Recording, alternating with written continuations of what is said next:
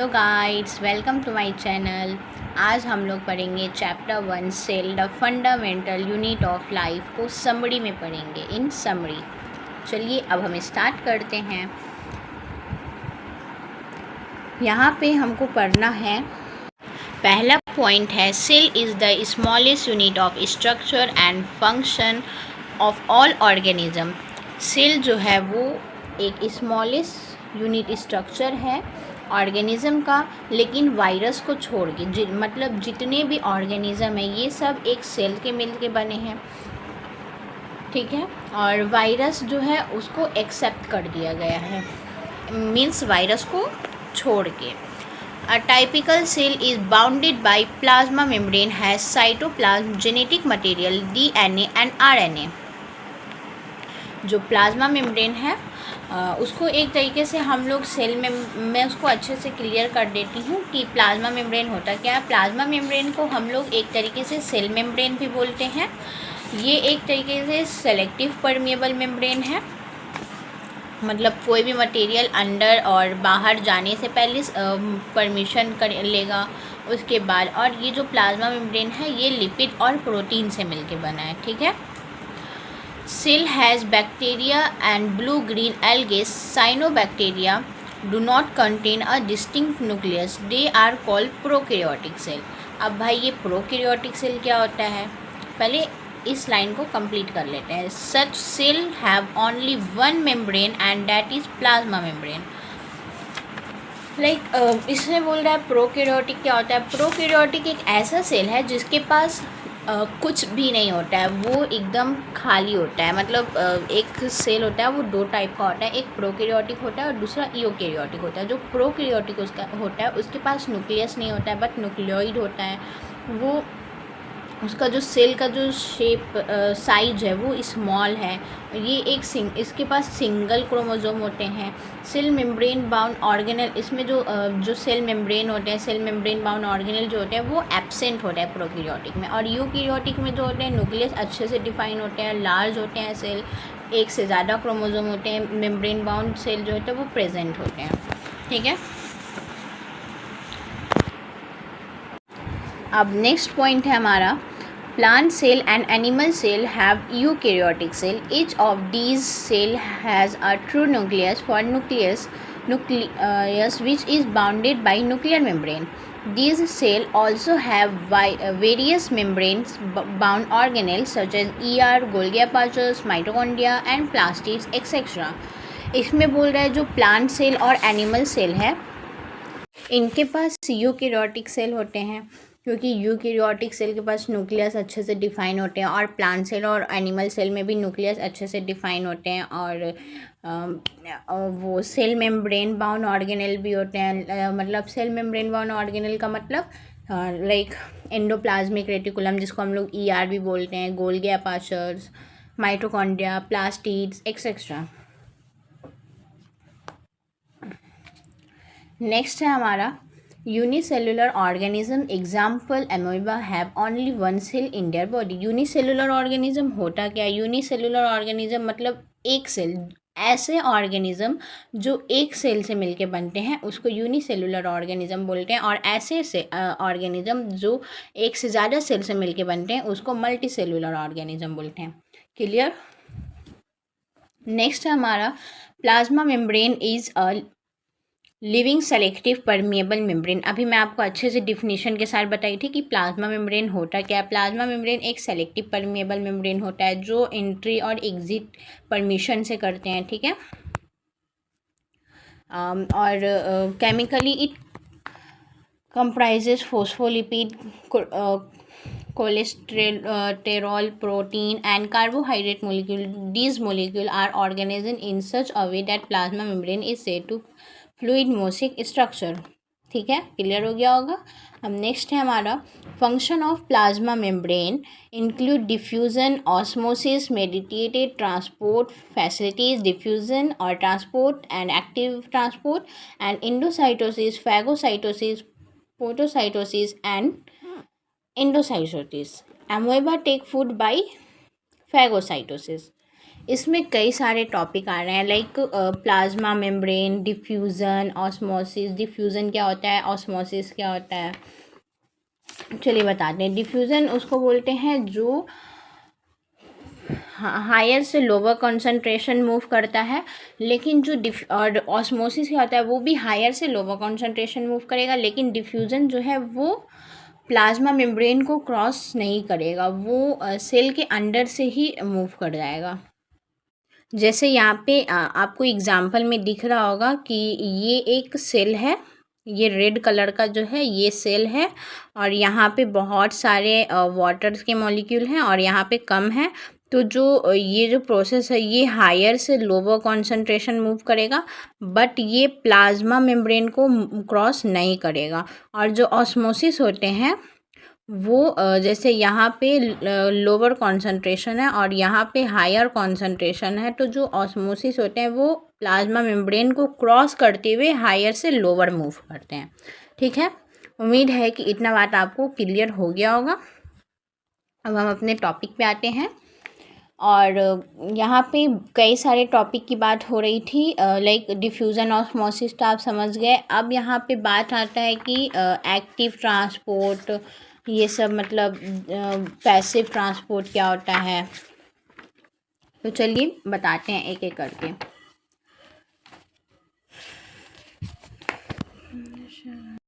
Active transport जो होता है वो लोअर से हायर कंसंट्रेशन मूव करेगा, और जो पैसिव ट्रांसपोर्ट होता है वो हायर से लोअर मूव करता है। जैसे ऑस्मोसिस, डिफ्यूजन हायर से लोअर मूव करते हैं, वैसे ही पैसिव ट्रांसपोर्ट भी हायर से लोअर मूव करेगा, और जो एक्टिव ट्रांसपोर्ट होगा वो लोअर से हायर मूव करेगा। डन। अब यहाँ पे और कौन सा टॉपिक आया है, यहाँ पे एक और है जो यहाँ पे फैगोसाइटोसिस आया है। तो ये बताते हैं, पहले तो ये जान लीजिए फैगोसाइटोसिस होता क्या है। फैगोसाइटोसिस जो होता है वो सेल को ईटिंग करते हैं, और एक पोटोसाइटोसिस भी है एक वर्ड, वो सेल को ड्रिंकिंग करते हैं। Phagocytosis cell eating and photocytosis cell drinking. ठीक है। अब नेक्स्ट पॉइंट है, इस plant cell is covered by a cell wall. जितने भी प्लांट होते हैं वो सब सेल वॉल से कवर होते हैं। अब ये क्वेश्चन होगा कि क्यों भाई, ऐसा क्यों है, सिर्फ सेल वॉल सिर्फ प्लांट ही सेल वॉल से कवर क्यों होते हैं, हम लोग क्यों नहीं होते हैं सेल वॉल से कवर। क्योंकि जो सेल वॉल होता है वो रिगिड होता है, बहुत सख्त होता है, वो फ्लेक्सिबल है, मीन्स कि वो किसी भी चीज़ को बिगड़ने नहीं देगा। अगर वो अपने स्ट्रेट पे खड़ा है तो वो एकदम फ्लेक्सिबल ही खड़ा रहेगा। लाइक कितना आंधी आता है, तूफान आता है, लेकिन मोस्टली जो प्लांट होते हैं वो कभी गिरते नहीं हैं जल्दी। क्यों नहीं गिरते हैं, क्योंकि उनके पास सेल वॉल होता है। जो सेल वॉल होता है वो उसको अच्छे से रखता है। ठीक है, मतलब उसको हिलने नहीं देता है, गिरने नहीं देता है। ठीक है, इसलिए उनके पास सेल वॉल होते हैं। नेक्स्ट है, the colloidal ground substance of cytoplasm is called cytosol. ये वाला इंपॉर्टेंट पॉइंट है। Cellular organelle without any membrane are ribosome, central and nucleolus ribosomes also occur prokaryotic cell। prokaryotic cell के पास लगभग ribosome होते हैं, सेंट्रॉइल होते हैं, न्यूक्लियोलस होते हैं। ठीक है। और नेक्स्ट पॉइंट है, various membrane bound cell organelle present in eukaryotic. जितने लगभग जितने भी मेम्ब्रेन बाउंड सेल ऑर्गेनेल होते हैं ना, वो सब यूकैरियोटिक सेल के पास प्रेजेंट होते हैं, like nucleus, endoplasmic reticulum, Golgi apparatus, mitochondria, plastids, lysosome etcetera. Done. Nucleus, mitochondria and plastids are covered two membrane. Nucleus जो होता है और माइटोकॉन्ड्रिया जो होता है वो टू मेम्ब्रेन बाउंड से कवर होते हैं। भाई अब आप लोग के दिमाग में ये आ रहा होगा, अब ये न्यूक्लियस क्या होता है। न्यूक्लियस जो होता है वो सेल का ब्रेन होता है। ठीक है, ये दो मेम्ब्रेन से कवर होते हैं, they have to membrane bound and they contain chromatin. Chromatin क्या होता है भाई, अब क्रोमैटिन एक स्कैटर्ड लाइक है, मतलब वो स्कैटर्ड रहता है, मतलब जैसे होता है ना धागा, धागा इस सीधा नहीं होता है, इधर उधर बिखरा रहता है। लाइक मैं बता देती हूँ अच्छे से, जैसे ये एक न्यूक्लियस है और इसके अंदर कुछ इस टाइप का होगा, इसको हम लोग बोलेंगे क्रोमैटिन। और अगर ये न्यूक्लियस और इसके अंदर सिंपल ऐसे ऐसे रहेगा तो इसको हम लोग डीएनए बोलेंगे। डन। तो चलिए अब फिर हम आगे नेक्स्ट पॉइंट पे आ जाते हैं, mitochondria from the power house of the cell, mitochondria को हम लोग power house of the cell भी बोलते हैं। एटीपी, यहाँ पे एक वर्ड है एटीपी। एटीपी क्या होता है? एटीपी इसको हम लोग एनर्जी करेंसी बोलते हैं, मतलब ये एनर्जी प्रोड्यूस करता है, ठीक है। Okay done.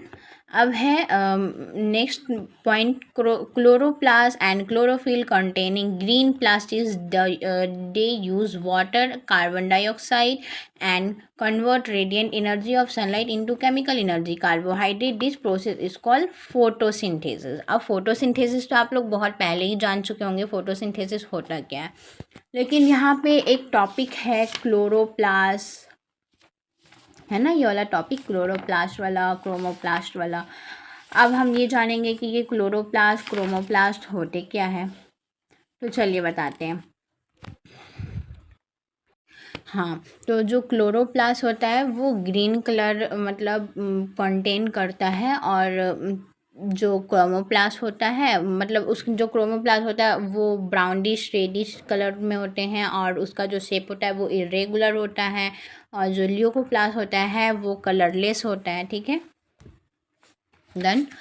अब है हमारा next point, both mitochondria and chloroplast semi-autonomous organelles, since both of them have their own DNA and ribosome to synthesize some of their protein. Ribosome are site protein synthesis. Ribosome को हम लोग factory of protein भी बोलते हैं, ribosome protein का factory होता है, ठीक है। नेक्स्ट है endoplasmic reticulum, ER may be smooth, SER and RER synthesize lipid and RER synthesize protein. अब ये SER RER क्या होता है? SER स्मूथ इंडोप्लाज्मिक रेटिकुलम होता है, और RER रफ इंडोप्लाज्मिक रेटिकुलम होता है। ये सब इंडोप्लाज्मिक रेटिकुलम के टाइप्स हैं, ये 2 टाइप्स के होते हैं, डन। नेक्स्ट है Golgi pulses in an assembly area, storage, processing, packaging, various cellular secretion. Golgi pulses को हम लोग नेटवर्क, सेल का नेटवर्क भी बोलते हैं, ठीक है। सॉरी एंडोप्लाज्मिक रेटिकुलम को सेल का नेटवर्क बोलते हैं, माफ़ कर दीजिएगा, गलती हो गई। एंड गोल्गी पल्सेस जो होता है वो ट्रांसपोर्टेड फैसिलिटीज होते हैं, उसमें ट्रांसपोर्ट का फैसिलिटीज़ होते हैं, ठीक है। Lysosome form garbage disposal system of animal cell. अब ये लाइसोसोम जो वर्ड है ये क्या होता है? लाइसो मतलब जितने भी मटेरियल होते हैं वो जब बच जाते हैं तो वो सब लाइसोसोम के पास होते हैं, मतलब वर्क डिस्पोजल सिस्टम होते हैं इनके पास। दे हैव डाइजेस्टिव एंजाइम, इसके पास डाइजेस्टिव होते हैं, इसको हम लोग सुसाइड बैग भी बोलते हैं, SUICIDEBAGS, ठीक है। स्पेलिंग मैं बता दी हूँ, इसको हम लोग सुसाइड बैग भी बोलते हैं।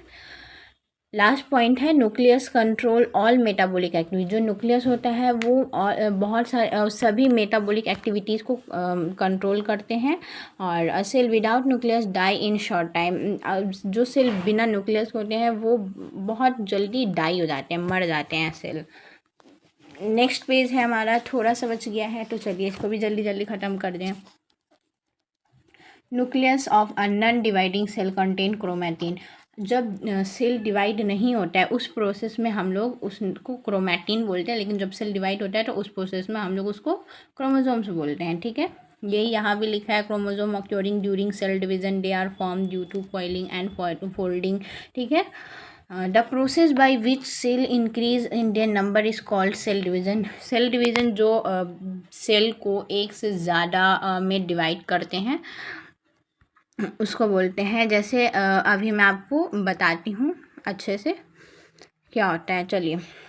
जैसे एक सेल है, अब इससे ये सेल से 2 सेल बनेंगे, अब इस सेल से भी 2 सेल बनेंगे, इस सेल से भी 2 सेल बनेंगे। अब जो ये सेल है इससे भी 2 सेल बनेंगे, वो सेल है उससे भी 2 सेल बनेंगे, ठीक है। उसको हम लोग बोलते हैं सेल डिवीज़न। इससे जो सेल होते हैं वो इंक्रीज होते हैं। अब है माइटोटिक सेल और मियोसिस, ये वाला टॉपिक भी आपको पढ़ना है। माइटोसिस और मियोसिस, ये क्या होता है? जो माइटोसिस होता है वो सेल को इक्वल फॉर्म में 2 डॉटर में सेल को इक्वल फॉर्म में वो डिवाइड करता है, लेकिन जो मियोसिस होता है वो 4 डॉटर को सेल डिवाइड करता है, बट वो इक्वल नहीं करता है। मतलब माइटोसिस में अगर मान लीजिए पेरेंट के पास 26 सेल है, क्रोमोसोम है, तो जो 2 डॉटर सेल होंगे उनके पास भी सेम नंबर जाएगा 26।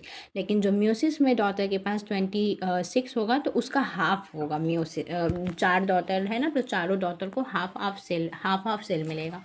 ठीक है, वो आप लोग की दिमाग में एक आ रहा होगा कि मैंने तो सेल का डिफाइन ही नहीं किया, सेल के बारे में कुछ बताया ही नहीं, बल्कि सेल के अंदर के पार्ट में बताया। आई एम सो सॉरी इस चीज़ के लिए। तो मैं आपको बता देती हूँ सेल के बारे में भी।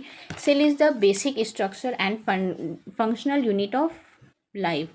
सेल एक बेसिक स्ट्रक्चर है जीवन का, और जितने भी ऑर्गेनिज्म है वो सब लोग सेल के मिलके बने हैं। बिना सेल के कोई ऑर्गेनिज्म बना ही नहीं है। ठीक है, एक साइकिल है, वो याद कर लीजिएगा कि जो सेल होते हैं खूब सारे एक सेल होते हैं, जब वो सेल बहुत सारे मिक्स हो जाते हैं तो वो टिश्यूज़ बनते हैं, और जब बहुत सारे टिश्यूज़ मिक्स होते हैं तो ऑर्गन बनते हैं, फिर जब बहुत सारे ऑर्गन होते हैं तो फिर ऑर्गन सिस्टम बनते हैं, फिर ऑर्गन सिस्टम से लास्ट में ऑर्गेनिज्म बनते हैं। हम लोग जिस स्टेज पे हैं उसको हम लोग ऑर्गेनिज्म बोलेंगे। डन। अब डिस्कवरी ऑफ सेल का डिस्कवर कौन कौन किया? रॉबर्ट हुक है, वो फर्स्ट सेल डिस्कवर की, लेकिन वो डेड सेल डिस्कवर किया। और एंटोन वैन ल्यूवेनहॉक है, वो लिविंग सेल डिस्कवर किए। रॉबर्ट ब्राउन न्यूक्लियस डिस्कवर किए। पुरकंजी डिस्कवर प्रोटोप्लाज्म, वो प्रोटोप्लाज्म डिस्कवर किए। ठीक है, thank you. Like and subscribe my channel. अगर आपको वीडियो अच्छी लगी हो तो आप मेरे चैनल को प्लीज़ ज़्यादा से ज़्यादा शेयर, लाइक करें एंड सब्सक्राइब करें। Thank you for watch my video.